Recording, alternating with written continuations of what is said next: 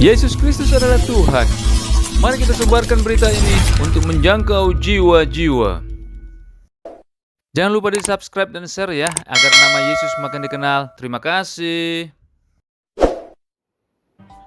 Salam sahabat yang dikasihi oleh Tuhan. Kembali dengan saya di sini untuk menyampaikan kebenaran firman Tuhan di dalam channel Network Ministry.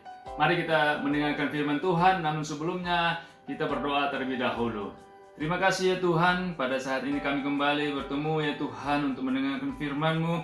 Biar Tuhan kiranya memberkati setiap firman yang boleh hamba sampaikan kepada jemaat, kepada orang-orang yang ada di YouTube, dalam mereka boleh merasakan lawatan Tuhan. Dan setiap firman itu boleh bertumbuh dan berbuah-buah lebat ya Tuhan. Terima kasih ya Tuhan, diberkatilah setiap perkataan yang disampaikan di dalam nama Tuhan Yesus Kristus. Haleluya, amin. Puji nama Tuhan. Mungkin pada akhir-akhir ini di masa pandemi COVID-19 ini ada banyak di antara kita yang mengalami yang namanya keterpurukan, baik itu keadaan ekonomi karena di PHK, kehilangan pekerjaan, kemudian ada begitu banyak orang penghasilannya menurun karena barangkali jualannya atau dagangannya tidak begitu lagi laku seperti yang sudah sebelum pandemi COVID-19. Ini membuat hal-hal tersebut kita menjadi memiliki masalah yang membuat wajah kita itu menjadi kalut, menjadi nggak enak lagi dipandang oleh mata. Nah, pada saat ini beruntung kita puji syukur karena kita mendengarkan firman Tuhan yang berkata, "Don't face your trouble by yourself." Jangan hadapi masalahmu sendirian. Kenapa? Karena kalau kita menghadapi masalah kita sendirian, ada banyak hantu yang akan menggugah hidup kita, sehingga kita menjadi putus asa, menjadi lemah, dan akhirnya bisa gantung diri dan bunuh diri. Itu yang sering saksikan ketika orang menghadapi permasalahannya sendiri, dia akan kehilangan arah, dia akan kehilangan tujuan, dan dia akhirnya putus asa. Nah, mari kita baca di dalam Lukas 7 ayat 14-15 yang berkata demikian. Sambil menghampiri usungan itu, ia menyentuhnya, dan sedang para pengusung berhenti, ia berkata, "Hai anak muda, aku berkata kepadamu, bangkitlah." Itu kata Yesus ya. Maka bangunlah orang itu dan duduk dan mulai berkata-kata, dan Yesus menyerahkannya kepada ibunya. Puji nama Tuhan. Sahabat yang dikasihi Tuhan, seberapa besarkah masalah yang sedang kita hadapi sehingga membuat kita menjadi putus asa dan hilang pengharapan? Ada begitu banyak orang yang saat ini kita mungkin berkata, masalahku sangat besar. Yang lain juga berkata, penyakit ini tidak mungkin sembuh. Yang seorang berkata, tidak ada dapat yang menolong aku, dan lain sebagainya. Kita seringkali terfokus pada masalah sehingga membuat kita melihat masalah itu terlampau besar dan tak mungkin untuk diselesaikan. Apalagi kalau kita sering datang ketika menghadapi masalah, kita datang kepada keluarga, kita mengharapkan bantuan keluarga, tetapi ternyata keluarga juga tidak mau membantu kita. Kita datang kepada tetangga juga mencibir kita. Kita datang kepada teman, ternyata teman juga punya masalah. Nah, kepada siapa kita ikut menghadapi masalah ini? Nggak mungkin dong kita mengharapkan orang lain. Nah, sahabat yang kasih oleh Tuhan, sebenarnya masalah itu tidak ada yang besar dan tidak ada yang kecil. Bagaimana seseorang memandang masalah, demikianlah dia akan menilai masalah yang menimpa dirinya. Sehingga dia akan memberi nilai, yaitu nilai kecil, nilai sedang, atau nilai besar. Tetapi sesungguhnya bagi Tuhan, sebuah masalah tidaklah memiliki arti apa-apa.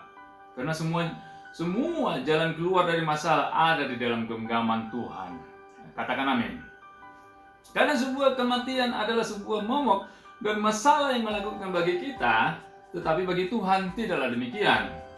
Dalam cerita notes kita kali ini, kita lihat bahwa seorang anak itu yang sudah mati bisa dibangkitkan oleh Tuhan. Ya, jadi bagi Tuhan itu tidak ada yang mustahil. Dia dapat melakukan apa saja, termasuk menghidupkan kembali orang yang sudah mati. Mati secara jasmani, dia bisa bangkitkan. Sama seperti Lazarus juga yang sudah 4 hari mati dan sudah bau busuk di kuburan. Nah, itu dia bisa bangkitkan.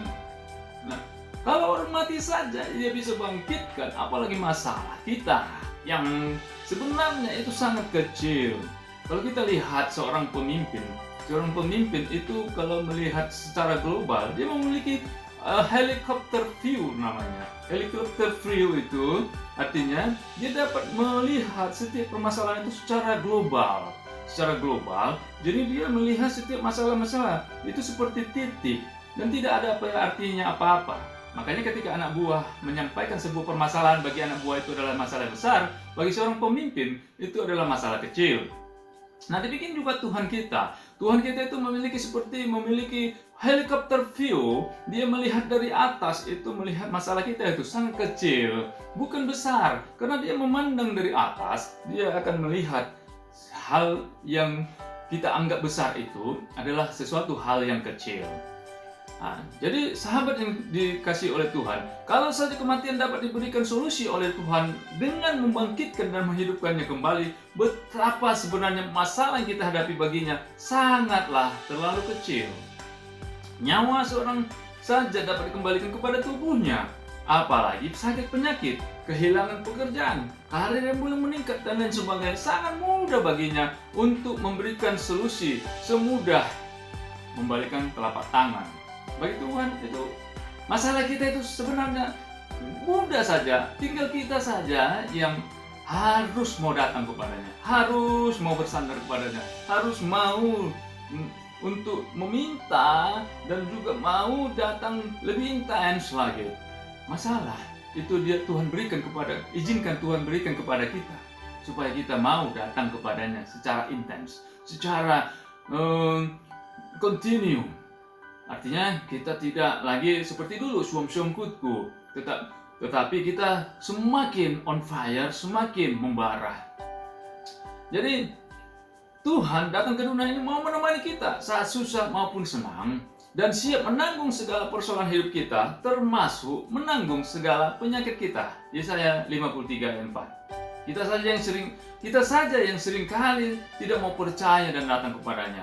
Kita saja yang selalu mau menghadapi masalah kita sendirian.